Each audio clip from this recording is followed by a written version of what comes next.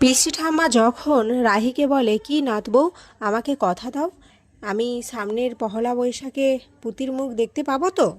রাহি একদৃষ্টিতে রাহুলের দিকে তাকিয়ে থাকে। এদিকে রাহুলও চুপচাপ তাকিয়ে থাকে, কেউ কিছু বলে না। তখনই কনক বলে ওঠে, না। কনকের এমন চিৎকার শুনে পিসি ঠাম্মা অবাক হয়েছে আর বলে, তুমি একই কথা বলছো?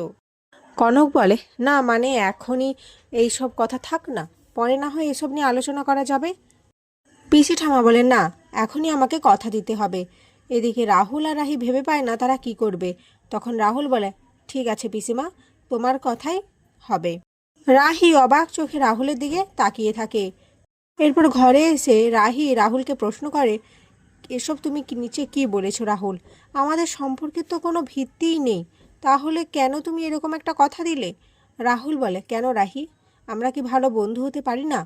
রাহি বলে, এসব তুমি কি বলছো? রাহুল বলে, হ্যাঁ রাহি, আমরা ভালো বন্ধু হতে তো পারি, আমাদের সম্পর্কে তো একটা নাম দেওয়া যায়, তাই না? এরপর রাহুল হাতটা এগিয়ে দেয় আর রাহিও বন্ধুত্ব স্বীকার করে। দুজনের মধ্যে একটা আলাদা অনুভূতি সৃষ্টি হয়। তো বন্ধুরা, তোমাদের কি মনে হয় রাহুল কি ধীরে ধীরে রাহিকে ভালোবেসে ফেলছে?